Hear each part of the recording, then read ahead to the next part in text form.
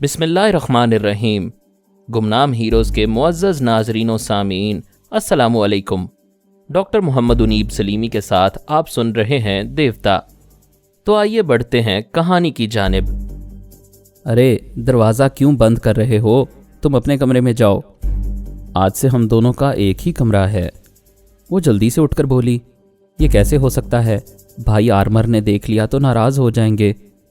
وہ اس کے پاس بستر کے سرہانے بیٹھتے ہوئے بولا، آج یہاں کوئی نہیں آئے گا اور آئندہ بھی ہمارے درمیان کوئی مداخلت نہیں کرے گا، کیونکہ آج سے ہم میاں بیوی ہیں، اسی لیے ہمیں ایک الگ کاٹیج رہنے کے لیے دیا گیا ہے، اور تم دیکھ رہی ہو اس کاٹیج میں ایک ہی بیڈ روم ہے۔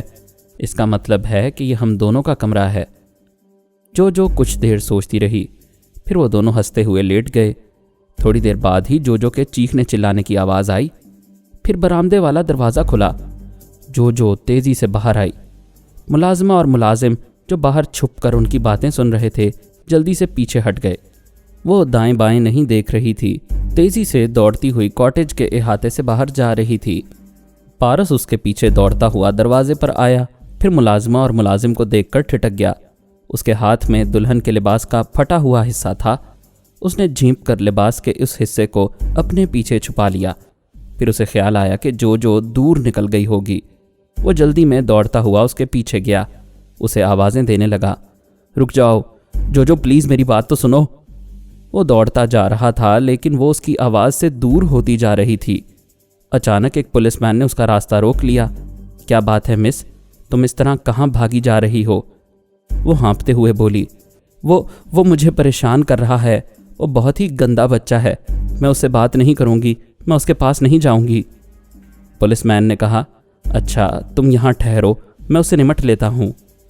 پولیس والا دوڑتا ہوا پارس کی طرف آیا۔ پارس بھی اسی طرف آ رہا تھا۔ پھر پولیس مین نے دونوں ہاتھ پھیلا کر اس کا راستہ روکتے ہوئے کہا، ٹھہرو، یہ کیا حرکت ہے؟ تم اس لڑکی کا پیچھا کیوں کر رہے ہو؟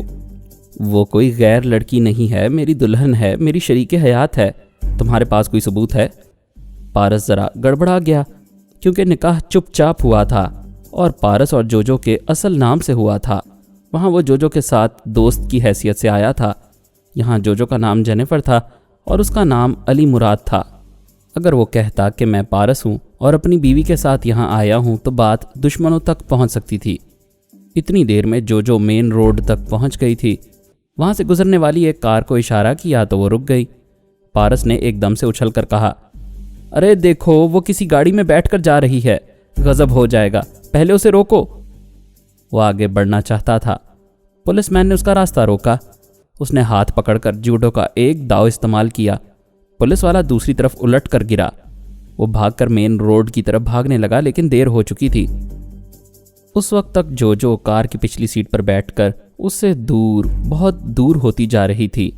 اب یہ گھر کے اندر کا نہیں، باہر کا مسئلہ ہو گیا تھا، اور یہ معاملہ بے حد تشویشناک تھا۔ وہ دلہن ٹیلیپیتھی جانتی تھی اور ٹرانسفارمر مشین کے دیوانوں میں سے کسی کے بھی ہاتھ لگ سکتی تھی۔ پارس نے ہاتھ اٹھا کر گزرنے والی گاڑیوں سے لفٹ مانگی۔ دلہن کے ایک اشارے پر گاڑی رک گئی تھی، مگر دلہا کو کوئی پوچھ نہیں رہا تھا۔ آخر ایک گاڑی والے کو اس پر رحم آ گیا۔ اس نے گاڑی روکی۔ پارس نے کھڑکی پر جھک کر اسے دیکھا۔ وہ گاڑی والا نہیں، والی تھی، شراب کے نشے میں مدہوش تھی۔ اس نے کہا، پلیز مجھے تھوڑی دور تک لفٹ چاہیے۔ وہ نشے میں جھومتی ہوئی ہاتھ کے اشارے سے پوچھ رہی تھی، تم کیا کہہ رہے ہو؟ پارس کو اپنی حماقت کا احساس ہوا۔ کار کے شیشے چڑھے ہوئے تھے، دروازہ بند تھا، بھلا اس کی آواز کیسے اندر جاتی؟ اس نے دروازے کو کھول کر اس کے پاس بیٹھتے ہوئے کہا، جب بیٹھ ہی گیا ہوں تو لفٹ مانگنے کا تکلف کیسا؟ بس گاڑی آگے بڑھا دو۔ اس نے گاڑی آگے نہیں بڑھائی، خود آگے بڑھ گئی۔ اس کی گردن میں باہیں ڈال کر بولی، جانی تم کہاں تھے؟ میں تمہیں یاد کرتی رہی، شراب پی کر غم غلط کرتی رہی، آج اتنے عرصے بعد آئے ہو، میں تمہیں نہیں چھوڑوں گی۔ ارے ایک چھوڑ کر چلی گئی، دوسری پکڑ رہی ہے، خدا کے لیے گاڑی چلاؤ۔ وہ ہنستے ہوئے بولی، گاڑی کو فیل سمجھو، اب ہماری گاڑی چلے گی۔ پارس نے دور ونڈ سکرین کے پار دیکھا۔ اب پتہ نہیں جو کہاں نکل گئی ہوگی، کن لوگوں کے ہاتھوں میں پڑ گئی ہوگی۔ وہ فوراً ہی خود کو چھڑا کر گاڑی سے باہر آیا۔ دوسری طرف سے اسٹیئرنگ سیٹ کا دروازہ کھولتے ہوئے بولا، آؤ ہم تو محبت کریں، یہ جگہ بہت مناسب ہے، میرے ساتھ آؤ۔ وہ اس کا ہاتھ پکڑ کر کھینچتا ہوا سڑک کے کنارے لایا، پھر ایک جگہ اسے کھڑا کرتے ہوئے بولا، سیدھی کھڑی رہنا، میں گاڑی کو کنارے کھڑا کر رہا ہوں، پھر ہم محبت کریں گے۔ وہ مان گئی۔ پارس نے اس کا ہاتھ چھوڑا تو وہ لڑکھڑاتی ہوئی ذرا پیچھے گئی، پھر زمین پر گر کر دوسری طرف لڑکتی ہوئی چلی گئی۔ وہ دوڑتا ہوا اسٹیئرنگ سیٹ پر آیا، دروازے کو بند کیا، پھر گاڑی سٹارٹ کر کے آگے بڑھا دی۔ وہ زیادہ سے زیادہ رفتار بڑھاتا جا رہا تھا تاکہ آگے والی گاڑی تک جا پہنچے، لیکن اس دوران 15 منٹ گزر چکے تھے۔ اتنی دیر میں وہ گاڑی نہ جانے کہاں سے کہاں پہنچ گئی ہوگی۔ ایک جوان لڑکی آدھی رات کو سڑک کے کنارے کھڑے ہو کر لفٹ مانگے تو اسے دیکھ کر شریف آدمی اپنی گاڑی نہیں روکتے، البتہ حسین صورتیں دیکھ کر اوباش قسم کے نوجوان ضرور لفٹ دیتے ہیں۔ جس گاڑی میں جو کو لفٹ ملی اس میں 4 ہٹے کٹے جوان بیٹھے ہوئے تھے۔ وہ چاروں ایک بار سے پی کر نکلے تھے، ابھی اور مختلف باروں میں جا کر پینے کا ارادہ تھا۔ شراب سے زیادہ نشیلی چیز سڑک کے کنارے نظر آئی تو انہوں نے گاڑی روک دی۔ جو نے جلدی آگے بڑھ کر کہا، مجھے لفٹ چاہیے، مجھے جلدی یہاں سے لے چلو، وہ میرا پیچھا کر رہا ہے۔ پچھلی سیٹ سے ایک نوجوان اتر کر باہر آیا، پھر بولا، آؤ جلدی سے بیٹھ جاؤ۔ وہ پچھلی سیٹ پر آئی، وہاں پہلے سے ایک جوان بیٹھا تھا۔ پھر باہر کھڑا ہوا جوان بھی اندر آیا تو دونوں کے درمیان پھنس گئی۔ گاڑی آگے بڑھتے ہی ایک نے پوچھا، ڈارلنگ تم کون ہو اور کون تمہارا پیچھا کر رہا ہے؟ وہ ہنستے ہوئے بولی، میرا نام ڈارلنگ نہیں جو ہے۔ پھر وہ چونک سی گئی۔ جب وہ ادارے سے پارس کے ساتھ آ رہی تھی تو تمام بزرگوں نے اچھی طرح سمجھایا تھا کبھی اپنا اصلی نام نہ لینا اور نہ ہی کبھی ٹیلی پیتھی کا ذکر کرنا۔ جب اسے بزرگوں کی نصیحت یاد آئی تو وہ ہنستے ہوئے بولی، میرا نام جو نہیں جینیفر ہے، تم کہیں سچ مچ مجھے جو نہ سمجھ لینا، وہ تو میں مذاق کر رہی تھی۔ ایک جوان نے اس کا ہاتھ تھام کر کہا، بہت اچھا مذاق کر لیتی ہو، تمہارا نام جو ہو یا جینیفر، نام سے کیا لینا ہے، ہم تو صرف دوستی کرنا چاہتے ہیں، خواہ یہ دوستی صرف ایک رات کے لیے ہی کیوں نہ ہو۔ اس نے کہا، میرا ہاتھ چھوڑ دو۔ ہاتھ پکڑنے والے نے پوچھا، آخر اس میں کیا حرج ہے، میرا ہاتھ صرف پارس پکڑ سکتا ہے۔ یہ کہتے ہی اس نے ایک ہاتھ سے اپنا منہ دبا لیا۔ اسے پھر بزرگوں کی نصیحت یاد آئی کہ پارس کا نام بھی نہ لیا جائے۔ وہ جلدی سے بولی، میرا مطلب ہے علی مراد ہی میرا ہاتھ پکڑ سکتا ہے، تم ہم کو اپنا علی مراد سمجھو۔ دوسرے نے پوچھا، جینیفر کیا تم ہمارے ساتھ گھر چلو گی؟ ضرور چلوں گی، آج تمام رات چھپ کر رہنا چاہتی ہوں، وہ مجھے ڈھونڈتا رہے گا اور پریشان ہوتا رہے گا، میں اسے سزا دینا چاہتی ہوں، وہ بہت ہی گندا بچہ ہے۔ انہوں نے اپنی گاڑی ایک ایسی زیر تعمیر عمارت کے سامنے روکی جہاں ویرانی اور سناٹا تھا۔ اس عمارت کی پہلی، دوسری اور تیسری منزل مکمل ہو چکی تھی، باقی دوسری منزلوں کی تعمیر ہو رہی تھی۔ وہاں کوئی آباد نہیں ہوا تھا۔ وہاں کے ایک چوکیدار نے انہیں دیکھتے ہی سلام کیا۔ ان میں سے ایک نوجوان اس عمارت کے مالک کا بیٹا تھا۔ اس نے چوکیدار کے ہاتھ میں $10 رکھتے ہوئے کہا، ہماری طرف کسی کو نہ آنے دینا۔ پھر وہ جو کے ساتھ سیڑھیاں چڑھتے ہوئے تیسری منزل پر پہنچے۔ وہاں بڑے بڑے کمرے بنے ہوئے تھے، ابھی ان میں دروازے اور کھڑکیاں نہیں لگائی گئی تھیں۔ انہوں نے جو سے کہا، تم اس کمرے میں ٹھہرو، ہم تمہارے بیٹھنے اور سونے کا انتظام کرتے ہیں۔ وہ اسے چھوڑ کر دوسرے کمرے میں آئے۔ ایک نے کہا، یہ لڑکی بہت نادان ہے مگر بھرپور جوان ہے۔ دوسرے نے کہا، لیکن یہ تو ہاتھ پکڑنے نہیں دیتی۔ تیسرے نے چاقو نکال کر کہا، اسے دھمکی دی جائے تو منہ سے آواز نہیں نکالے گی۔ دوسرے جوان نے اس کے ہاتھ سے چاقو لے کر کہا، میں اس عمارت کے مالک کا بیٹا ہوں، یہ میری جگہ ہے، اس لیے پہلے میں جاؤں گا۔ وہ ہاتھ میں چاقو لیے فاتحانہ شان سے چلتا ہوا جو کے کمرے میں آیا، پھر مسکراتے ہوئے بولا، دیکھ رہی ہو اسے کیا کہتے ہیں؟ جو نے ہنستے ہوئے کہا، ارے یہ تو بچے بھی بتا سکتے ہیں، اسے چاقو کہتے ہیں، اگر یہ تمہارے سینے میں اترے گا تو تم لہو میں ڈوب جاؤ گی، پھڑپھڑا کر مر جاؤ گی۔ وہ پریشان ہو کر ذرا پیچھے ہٹتے ہوئے بولی، کیا تم مجھے مار ڈالنا چاہتے ہو؟ کیا تم برے آدمی ہو؟ میں بہت برا ہوں، لیکن تم اگر میری بات مان لو تو میں تمہارے لیے اچھا بن جاؤں گا۔ میں تمہاری ہر بات مانوں گی، تو پھر آؤ میرے سینے سے لگ جاؤ۔ وہ حیرانی سے بولی، کیا تم پارس کی طرح گندے بچے ہو؟ اری کیا گندا بچہ کی رٹ لگا کر رکھی ہے، بھرپور جوان ہے اور بچوں جیسی باتیں کرتی ہے۔ میں گندے بچوں پر تھوکتی ہوں، صرف پارس ہی پر نہیں تھوکتی، کیونکہ وہ جیسا بھی ہے اچھا لگتا ہے۔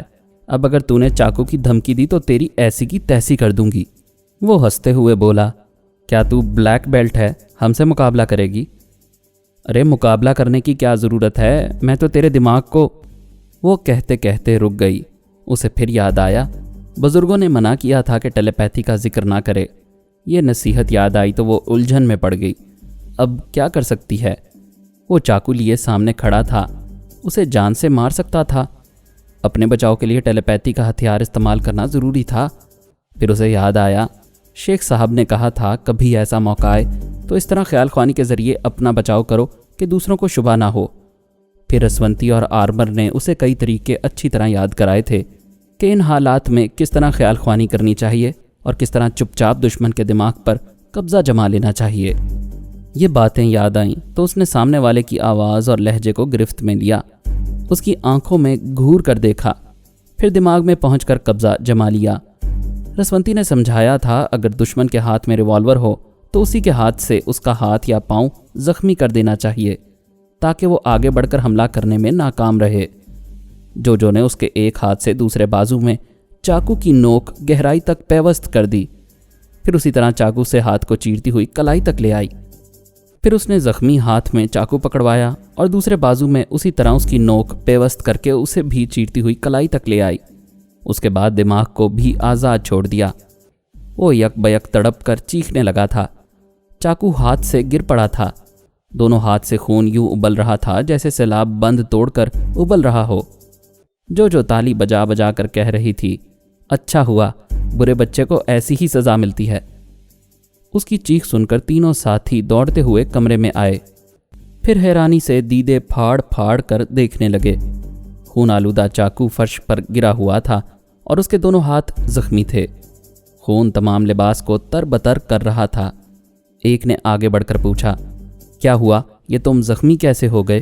دوسرے نے کہا ہمیں یقین نہیں آتا کہ اس نادان لڑکی نے تمہیں اس قدر زخمی کر دیا ہے۔ تیسرے نے لپک کر چاقو کو فرش سے اٹھایا، پھر وارننگ دیتے ہوئے کہا خبردار، تمہاری چالاکی ہم پر نہیں چلے گی، تم نے اسے اکیلا پا کر زخمی کر دیا، ہم تینوں کو نہیں کر سکو گی۔ دو جوانوں نے آگے بڑھ کر اس کے دونوں بازوؤں کو جکڑ لیا۔ وہ چاقو والے سے ڈر رہی تھی، لہٰذا اس کے دماغ پر قبضہ جما لیا، پھر اس کے ساتھ بھی وہی سلوک کیا۔ جب وہ اپنے ایک ہاتھ سے دوسرے بازو میں چاقو پیوست کر کے اسے کلائی تک چیرنے لگا تو دونوں ساتھیوں نے شدید حیرانی اور پریشانی سے پوچھا ارے یہ کیا کر رہے ہو تم؟ جو گم سم کھڑی اس کی آنکھوں میں تک رہی تھی۔ اب وہ زخمی ہاتھ میں چاقو لے کر دوسرے ہاتھ کو اسی طرح زخمی کر رہا تھا۔ ایک ساتھی نے جو کے بازو کو چھوڑ دیا، پھر لپک کر اسے چاقو چھین لیا۔ چاقو اس کے ہاتھ میں آیا تو اب جو کو اس سے ڈر لگ رہا تھا، لہٰذا اس نے دوسرے کو چھوڑ کر تیسرے کے دماغ پر قبضہ جمایا۔ دوسرا دماغی طور پر آزاد ہوتے ہی چیخیں مارنے لگا، اپنے دونوں زخمی بازوؤں کو بے یقینی سے دیکھتا ہوا، نہیں کے انداز میں سر ہلاتا ہوا پیچھے ہٹ کر دہشت زدہ نظروں سے جو کو تکنے لگا۔ ادھر تیسرا ساتھی اپنے ایک ہاتھ سے دوسرے بازو کو زخمی کر رہا تھا۔ چوتھا ساتھی فوراً ہی جو کے بازو کو چھوڑ کر بھاگتا ہوا دروازے تک گیا، پھر وہاں سے پلٹ کر خوف سے تھر تھر کانپتے ہوئے جو کو تکنے لگا۔ وہ ڈریکولا اور ایول جیسی ڈراؤنی فلمیں دیکھا کرتا تھا۔ اس کے ذہن میں یہی بات آئی کہ وہ عیاشی کے لیے کسی بدروح کو پکڑ کر لے آئے ہیں۔ وہ وہاں سے چیختا چلاتا بھاگنے لگا۔ نیچے سے چوکیدار اپنے دو ساتھیوں کے ساتھ بندوق سنبھالے آ رہا تھا۔ اس نے جوان کو روک کر پوچھا کیا بات ہے؟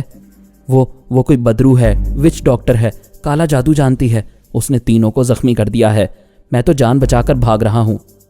وہ دوڑتے ہوئے اس کمرے میں آئے جہاں وہ تینوں زخمی حالت میں فرش پر پڑے ہوئے تھے اور جو ان کے درمیان سے گزرتی ہوئی دروازے کی طرف آ رہی تھی۔ پھر آنے والے مسلح چوکیداروں کو دیکھ کر رک گئی۔ ایک نے ڈپٹ کر کہا خبردار، اپنی جگہ سے حرکت نہ کرنا، نہیں تو میں گولی مار دوں گا۔ گولی مارنے کی دھمکی ملتے ہی اس نے اس کے دماغ پر قبضہ جما لیا۔ اس کی رائفل کی نال نیچے کی طرف جھک گئی، پھر ٹھائیں سے گولی چلی اور وہ اس کی ران کو چیرتی ہوئی دوسری طرف نکل گئی۔ اس کے ساتھ آنے والے دونوں چوکیداروں نے چونک کر پوچھا ارے یہ تم نے کیا کیا؟ خود کو زخمی کر لیا، کیا تمہارا دماغ چل گیا ہے؟ یہ کہتے ہی ان چوکیداروں کو یاد آیا کہ اس بھاگنے والے جوان نے کہا تھا کہ یہ لڑکی وچ ڈاکٹر ہے اور کالا جادو جانتی ہے۔ یہ بات یاد آتے ہی وہ دونوں اپنے ساتھی چوکیدار کو چھوڑ کر وہاں سے بھاگتے چلے گئے۔ جو اطمینان سے سیڑھیاں اترتی ہوئی نیچے آئی، پھر کار کی سٹیئرنگ سیٹ پر بیٹھ گئی۔ اسے ڈرائیونگ سکھائی گئی تھی، لیکن دماغ میں یہ بات نہیں آتی تھی اور وہ اکثر بھول جاتی تھی کہ کس طرح ایکسیلریٹر پیڈل پر ہلکا سا دباؤ رکھنا چاہیے اور اس کے ذریعے رفتار کم یا زیادہ کرنی چاہیے اور رفتار کی کمی یا زیادتی کے مطابق کس طرح گیئر بدلنے چاہیے۔ اس نے چابی گھما کر کسی طرح گاڑی سٹارٹ کر لی، پھر الٹے سیدھے گیئر بدلنے لگی۔ ایکسیلریٹر پر دباؤ ڈالا تو گاڑی ایک جھٹکے سے آگے بڑھی۔ اس نے گھبرا کر ہاتھ پاؤں ہٹا لیے، گاڑی رک گئی۔ اس نے پریشان ہو کر سوچا، آخر مجھے یاد کیوں نہیں رہتا؟ جب کوئی سکھانے والا ہوتا ہے تو آسانی سے سیکھ لیتی ہوں، جب اکیلی ہوتی ہوں تو گڑبڑ ہو جاتی ہے۔ وہ دروازہ کھول کر باہر آ گئی، پریشانی سے سوچنے لگی، پیدل کہاں جائے، کتنی دور جائے، پتہ نہیں وہ کون سا علاقہ تھا۔ وہ کئی بار پیرس آ چکی تھی لیکن اتنے بڑے شہر کا ایک راستہ بھی اسے یاد نہیں تھا۔ وہ چوتھا نوجوان جو اس سے خوفزدہ ہو کر بھاگا تھا دوسری منزل میں جا کر چھپ گیا تھا۔ جب اس نے اندازہ کیا کہ وہ جا چکی ہے اور خطرہ ٹل گیا ہے تو وہ دوسری منزل سے سیڑھیاں اترتا ہوا نیچے آیا۔ پھر جیسے ہی اترتا ہوا نیچے آیا اور جیسے ہی گاڑی کے قریب پہنچا تو جوجو کو دیکھ کر ٹھٹک گیا۔ وہ بولی، خبردار، یہاں سے نہ بھاگنا، ادھر آؤ اور گاڑی چلاؤ۔ وہ تھر تھر کانپتا ہوا گاڑی کے قریب آیا، پھر بولا، مجھے جان سے نہ مارنا، میرا کوئی قصور نہیں ہے۔ جوجو نے کہا، تو پھر آؤ، ہاتھ ملاؤ، ہم دوست ہو گئے۔ وہ ڈرتے ڈرتے قریب آیا، پھر اس نے مصافحہ کیا۔ جوجو نے کہا، تم گاڑی چلاؤ، میں پیچھے بیٹھوں گی۔ وہ پچھلی سیٹ کا دروازہ کھول کر بیٹھ گئی۔ اس جوان نے اسٹیئرنگ سیٹ سنبھالی، پھر گاڑی سٹارٹ کر کے آگے بڑھا دی۔ جوجو نے پوچھا، کیا تمہارے پاس کچھ رقم ہے؟ میں رات کسی ہوٹل میں گزارنا چاہتی ہوں۔ دوسری طرف پارس کار ڈرائیو کرتا ہوا دور دور تک اسے تلاش کرتا جا رہا تھا۔ آخر تھک ہار کر انٹیلیجنس ڈپارٹمنٹ کے ڈائریکٹر جنرل کے بنگلے کے سامنے آیا۔ وہاں مسلح افراد کا پہرا رہتا تھا۔ انہوں نے اسے روکا تو اس نے کہا، میں فرحاد علی تیمور کا بیٹا پارس ہوں، اپنے صاحب کو فوراً اطلاع دو، میں ملنا چاہتا ہوں۔ ایک مسلح پہرے دار گیٹ کے ساتھ بنے ہوئے کیبن میں گیا، وہاں سے فون کے ذریعے رابطہ قائم کیا۔ تھوڑی دیر بعد اس نے گیٹ کھولتے ہوئے کہا، تشریف لے جائیں، صاحب آپ کا انتظار کر رہے ہیں۔ وہ کار ڈرائیو کرتا ہوا بنگلے کے پورچ میں آیا۔ ڈائریکٹر جنرل خود ہی باہر نکل کر اس کے استقبال کے لیے آ گیا تھا۔ گرم جوشی سے مصافحہ کرتے ہوئے بولا، بیٹے اتنی رات کو یہاں کیسے آ گئے؟ خیریت تو ہے؟ خیریت ہوتی تو آپ کے پاس کیوں آتا؟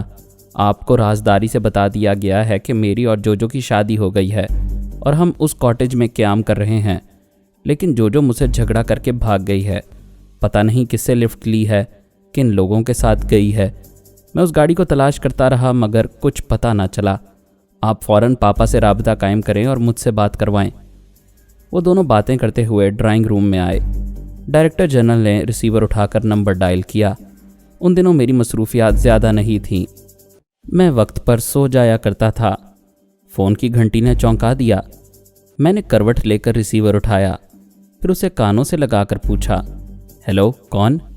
فرحاد صاحب، آپ کے صاحبزادے میرے پاس آئے ہیں، ان سے بات کریں۔ پھر مجھے پارس کی آواز سنائی دی۔ وہ کہہ رہا تھا، پاپا غضب ہو گیا، جوجو مجھ سے جھگڑا کر کے بھاگ گئی ہے، پتہ نہیں کن لوگوں سے لفٹ لی ہے اور اس وقت کہاں ہوگی، آپ فوراً اس کے دماغ میں پہنچیں۔ میں نے کہا، میں ابھی اس کے پاس جا رہا ہوں، تم سے بھی خیال خوانی کے ذریعے رابطہ قائم کروں گا۔ میں نے ریسیور رکھا، خیال خوانی کی پرواز کرتے ہوئے جوجو کے پاس پہنچا۔ اس نے سانس روکی، پھر آہستہ آہستہ سانس لیتے ہوئے بولی، کوڈ ورڈز۔ میں نے کہا، یور پاپا آن 0 چینل۔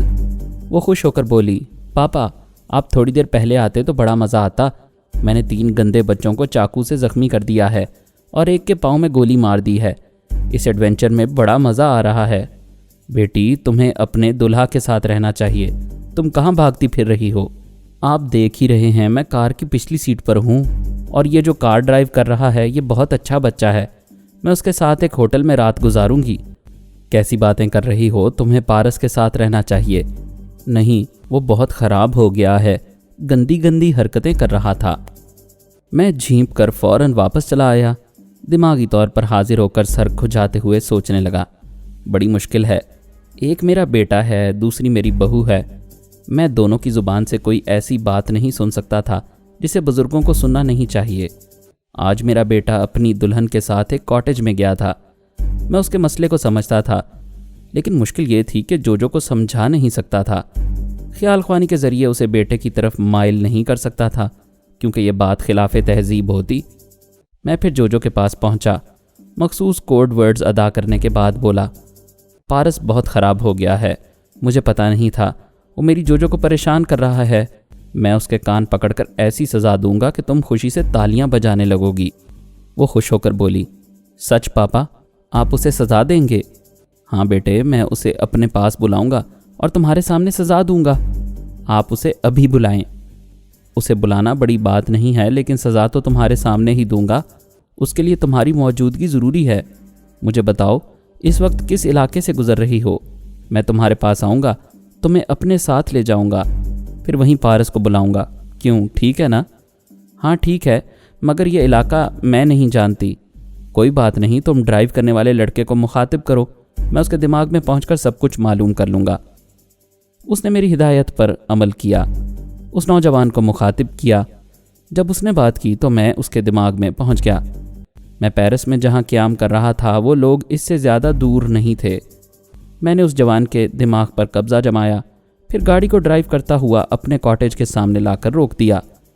میرے کمرے کے آس پاس مسلح سپاہیوں کا پہرا رہتا تھا۔ وہ سپاہی اس گاڑی کو کبھی وہاں نہ رکنے دیتے، لیکن میں خود ہی کاٹیج سے باہر آ گیا تھا۔ میں نے پچھلی سیٹ کا دروازہ کھول کر کہا، آؤ بیٹی، کاٹیج کے اندر چلی آؤ، سردی بڑھتی جا رہی ہے۔ پھر میں نے اس نوجوان سے کہا، تم نے میری بیٹی کو یقین دلوایا ہے کہ تم اچھے بچے ہو، لہٰذا اچھے بچے کی طرح اپنے گھر جاؤ۔ وہ کار ڈرائیو کرتا ہوا چلا گیا۔ میں جوجو کو لے کر کاٹیج کے اندر آیا، روشنی میں اسے دیکھا، کتنی پیاری لگ رہی تھی۔ میں اسے ایک بیڈ روم میں لے آیا، پھر اس سے کہا، تم یہاں آرام کرو، میں ابھی پارس کو بلاتا ہوں۔ میں یہ پھٹا ہوا لباس نہیں پہنوں گی، مجھے دوسرا چاہیے، ابھی آ جائے گا۔ میں نے پارس کو مخاطب کرتے ہوئے کہا، میں جوجو کو اپنے پاس لے آیا ہوں، تم اپنے کاٹیج میں جاؤ اور اس کے 2-4 جوڑے لے آؤ۔ آپ کہاں ہیں؟ ڈائریکٹر جنرل صاحب کے آدمی تمہیں میرے پاس پہنچا دیں گے۔ پھر میں نے ڈائریکٹر جنرل کو مخاطب کرتے ہوئے کہا، اتنی رات کو زحمت دے رہا ہوں، اس کے لیے معذرت خواہ ہوں، پلیز کسی سپاہی سے کہہ دیں کہ پارس کو میرے پاس پہنچا دے۔ میں نے دماغی طور پر حاضر ہو کر ملازم سے کافی بنانے کے لیے کہا، پھر ایک صوفے پر بیٹھ کر رسونتی کے پاس آ گیا۔ وہ خیال خوانی کے ذریعے پارس دوم سے باتیں کر رہی تھی۔ میرے مخاطب کرنے پر وہاں سے آ گئی، پھر بولی، یہ کم وقت لڑکیاں میرے بیٹے کے پیچھے پڑ جاتی ہیں۔ میں نے پوچھا، کیا بات ہے؟ وہ جو سویٹی ہے نا، میرے بیٹے کو پھانس رہی ہے۔ تم اطمینان رکھو، پارس دوم ایسا پتھر ہے جس میں کبھی جونک نہیں لگے گی۔ وہ عورت تو کیا کسی مرد سے بھی غیر ضروری باتیں نہیں کرتا۔ یہ قدرت کا عجب تماشا ہے، ہمارے دونوں بیٹوں کے ذہن ایک دوسرے سے مختلف ہیں۔ ایک کے پیچھے لڑکیاں بھاگتی ہیں اور وہ انہیں لفٹ نہیں دیتا، دوسرے بیٹے کے سامنے سلارا آئے یا ماریا آئے یا جوجو آئے، وہ ہر ایک کے ساتھ فراق دلی کے ساتھ پیش آتا ہے اور زندہ دلی کا ثبوت دیتا رہتا ہے۔ وہ ناگواری سے بولی، ایسی بے حیا زندہ دلی اسے ہی مبارک ہو۔ میں نے پوچھا، اگر کسی دن یہ ثابت ہو گیا کہ پارس اول تمہارا بیٹا ہے، تمہیں نے اس کو جنم دیا ہے، تب اس کے ساتھ تمہارا رویہ کیا ہوگا؟ تم پھر الجھانے والی باتیں کر رہے ہو، میں سمجھانے والی باتیں کر رہا ہوں۔ دونوں کے ساتھ یکساں رویہ رکھو، دونوں کو ایک جیسی محبت اور ممتا دو۔ مجھے جب بھی موقع ملتا ہے میں تمہاری بھلائی کے لیے باتیں سمجھاتا ہوں۔ پارس اول کی عمر کے ساتھ ساتھ تمہاری نفرت بڑھتی جا رہی ہے، تم اسے پارس دوم کا دشمن سمجھنے لگی ہو۔ اگر تمہارے یہی خیالات رہے اور اس دشمنی میں کبھی پارس اول کو نقصان پہنچا، پھر یہ بھید کھلا کہ تم نے اسے جنم دیا ہے، تو تمہارے دماغ کو جو شوق پہنچے گا اس کا اندازہ تم خود کر سکتی ہو۔ تم مجھے شروع سے غلط سمجھتے آ رہے ہو، نہ میں پارس اول سے نفرت کرتی ہوں اور نہ پارس دوم کا اسے دشمن سمجھتی ہوں۔ کبھی موقع ملا تو پارس اول کے لیے بھرپور ممتا کا ثبوت دوں گی۔ ابھی موقع آ رہا ہے، ہمارا بیٹا ہماری بہو کے ساتھ سہاگ رات گزار نہیں سکا۔ ایسا کیوں ہوا؟ مجھے اس سلسلے میں کچھ معلوم نہیں ہے، لیکن ہم جوجو کے بچگانہ پن کو سمجھتے ہیں۔ اگر وہ اسی طرح بچی رہی تو ہمارا بیٹا دماغی انتشار میں مبتلا ہو جائے گا۔ اگر ایسا ہو رہا ہے تو یہ ہمارے بیٹے کے حق میں برا ہوگا۔ ہمارے لیے یہ بات تشویشناک ہے، کسی طرح جوجو کو سمجھانا چاہیے۔ میں یہی کہنے تمہارے پاس آیا ہوں۔ میں اور آرمر خیال خوانی کے ذریعے اسے پارس کی طرف مائل نہیں کر سکتے۔ یہ بات کچھ معیوب سی ہوگی۔ تم عورت ہو، ایسا کر سکتی ہو۔ بے شک میں ایسا کر سکتی ہوں، لیکن وہ مجھے بار بار اپنے دماغ میں نہیں آنے دے گی۔ میں اسے اپنے کاٹیج میں لے آیا ہوں. ابھی کافی میں دوا ملا کر دوں گا تو وہ کم از کم 12 گھنٹے تک حساس نہیں رہے گی. تم اس کی لا علمی میں اس کے اندر پہنچ کر بہت کچھ کر سکتی ہو. اس کا بچگانہ پن دور کرنے کے لیے 12 گھنٹے ناکافی ہیں. اسے ایک ہی دن میں یہ سمجھانا مشکل ہے کہ پارس اس کا شوہر ہے اور شوہر گندا بچہ نہیں ہوتا. اس کی ہر بات مان لینا چاہیے. میرا مشورہ ہے اس پر تنویمی عمل کیا جائے اور اس کے دماغ میں یہی باتیں نقش کر دی جائیں تاکہ وہ پارس کی کسی بات سے انکار نہ کر سکے. تم اسے مائل کر کے دیکھو. اگر وہ ازدواجی رشتے کے لیے آمادہ نہیں ہوگی تو اس پر تنویمی عمل کیا جائے گا. تم اسے کافی پلاؤ. میں تھوڑی دیر بعد پہنچ رہی ہوں. میں دماغی طور پر حاضر ہو کر سوچنے لگا. اگر وہ پارس کی طرف مائل نہ ہوئی تو رسونتی کا مشورہ مناسب ہے. اس پر تنویمی عمل کرنا چاہیے. تھوڑی دیر بعد ملازم کافی کی ٹرے لے کر آیا. میں نے اسے یوں ایک کام کے لیے دوسرے کمرے میں بھیجا. پھر پیالی میں اعصاب کمزور کرنے والی دوا ڈالی اور اس میں کافی انڈیل دی. اسے چمچ سے اچھی طرح حل کیا. جب ملازم آیا تو میں نے پیالی اسے دیتے ہوئے کہا, اسے جوجو کو دے دو. وہ کافی لے کر گیا. اسی وقت انٹرکام نے متوجہ کیا. میں نے ریسیور اٹھا کر پوچھا, ہیلو, کیا بات ہے؟ کاٹیج کے پچھلے گیٹ کے سپاہی نے کہا, جناب میں بہت پریشان ہوں. میرے ساتھ عجیب سی بات ہو گئی ہے. تھوڑی دیر پہلے جو صاحبہ آئی تھیں وہ باہر جانا چاہتی تھیں. میں نے کہا صاحب سے اجازت لے لیجئے. انہوں نے کہا اجازت لے چکی ہوں. پھر اس کے بعد مجھے ہوش نہیں رہا. جب ہوش آیا تو میں پچھلی گلی کے اس آخری موڑ پر تنہا کھڑا ہوا تھا. تھوڑی دیر تک میری سمجھ میں کچھ نہیں آیا. پھر یاد آیا کہ شاید مس جو نے مجھے ٹیلی پیتھی کے ذریعے ٹریپ کیا ہوگا. یہ سمجھتے ہی میں دوڑتا ہوا ابھی یہاں پہنچا ہوں اور آپ کو اطلاع دے رہا ہوں. ملازم نے واپس آ کر کہا, جناب جو صاحبہ کمرے میں نہیں, شاید باتھ روم میں ہیں. میں نے کافی کی پیالی رکھ دی ہے. میں نے ملازم کو نظر انداز کرتے ہوئے سپاہی سے پوچھا, کیا تم پچھلے گیٹ پر تنہا تھے؟ کوئی تمہارے ساتھ ڈیوٹی پر نہیں تھا؟ آپ جانتے ہیں ہمیشہ 4 آدمیوں کی ڈیوٹی ہوتی ہے. میرے جو 3 ساتھی ہیں وہ بیان دے رہے ہیں کہ میں نے انہیں حکم دیا تھا کہ وہ یہاں گیٹ پر ڈیوٹی دیتے رہیں. میں ابھی جو صاحبہ کے ساتھ واپس آتا ہوں. میں نے ریسیور رکھ دیا. بات سمجھ میں آ گئی. جو نے اس سپاہی کے دماغ پر قبضہ جما کر اس کے ساتھیوں کو حکم دیا ہوگا کہ وہ وہاں ڈیوٹی دیتے رہیں. وہ سپاہی تھوڑی دیر بعد واپس آ جائے گا. کیونکہ وہ اپنے ہی مسلح سپاہی کے ساتھ جا رہی تھی اسی لیے باقی تینوں سپاہی مطمئن ہو گئے تھے. میں نے فوراً ہی خیال خوانی کی پرواز کی اور جو کے پاس پہنچنا چاہا. اس نے سانس روک لی. میں نے پھر کوشش کی تو اس کے دماغ میں جگہ ملی. میں نے کہا, یور پاپا آن 0 چینل. بیٹے سانس نہ روکنا, یہ تمہیں کیا ہو گیا ہے؟ اس نے کہا, میں ماما رسونتی کے پاس پارس کی شکایت کرنے گئی تھی تو ان کے دماغ میں فوراً جگہ مل گئی. کیونکہ آپ وہاں پہلے سے پہنچے ہوئے تھے ماما نے مجھے محسوس نہیں کیا. میں نے آپ لوگوں کی باتیں سن لی ہیں. آپ مجھے کافی میں دوا ملا کر کمزور کرنا چاہتے ہیں اور ماما مجھ پر تنویمی عمل کرنا چاہتی ہیں. میں آپ لوگوں کو دماغ میں نہیں آنے دوں گی. بس آپ جائیے. یہ کہتے ہی اس نے سانس روک لی. میں نے 2-4 بار کوششیں کیں. اس نے پاس آنے نہیں دیا. میں نے فوراً ہی وہاں کے اعلیٰ افسران سے رابطہ قائم کرنا شروع کیا. انہیں بتانے لگا کہ جو کے ساتھ کیسے حالات پیش آ رہے ہیں اور وہ کس طرح اس شہر میں بھٹک رہی ہے. آخری بار میں نے اسے ایک کار کی پچھلی سیٹ پر دیکھا ہے. تمام افسران نے وعدہ کیا کہ اس شہر کی ہر سڑک پر سے گزرنے والی ہر گاڑی کو روک کر چیک کیا جائے گا. میں نے سوچا پارس کو بھی اس بات کی اطلاع دے دی جائے. میں اس کے دماغ میں پہنچا. بڑی آسانی سے جگہ مل گئی. دماغ کا دروازہ کھلا ہوا تھا اور جو وہاں پہنچی ہوئی تھی. وہ کہہ رہی تھی, پارس تم مجھ سے بہت محبت کرتے ہو, کیا میرے دماغ کو کمزور بنا سکتے ہو؟ پارس نے جواب دیا, ہرگز نہیں, ایسا تو دشمن کرتے ہیں. تو پھر تمہارے پاپا میرے دشمن ہیں. یہ کیسی باتیں کر رہی ہو؟ ٹھیک کہہ رہی ہوں. تمہارے پاپا دماغ کو کمزور بنانے والی دوا میری کافی میں ملا کر مجھے پلانا چاہتے تھے. میں وہاں سے بھاگ آئی ہوں. جو تمہیں کیا ہو گیا ہے؟ تم مجھے بھی دشمن سمجھ کر میرے کاٹیج سے بھاگ گئیں. اب میرے باپ کو دشمن سمجھ کر وہاں بھی رہنا نہیں چاہتی. آخر تم ایسا کیوں کر رہی ہو؟ ارے واہ, مجھ سے پوچھ رہے ہو, اپنی حرکتوں کو نہیں دیکھتے؟ تمہارے پاپا نے کہا تھا تمہیں بلا کر میرے سامنے سزا دیں گے, لیکن وہاں جانے پر معلوم ہوا وہ میرے دماغ کو کمزور کرنا چاہتے ہیں اور ماما مجھ پر تنویمی عمل کر کے یہ سمجھانا چاہتی ہیں کہ شوہر گندا بچہ نہیں ہوتا, اس کی ہر بات مان لینی چاہیے. بھلا بتاؤ یہ کوئی ماننے والی بات ہوتی ہے؟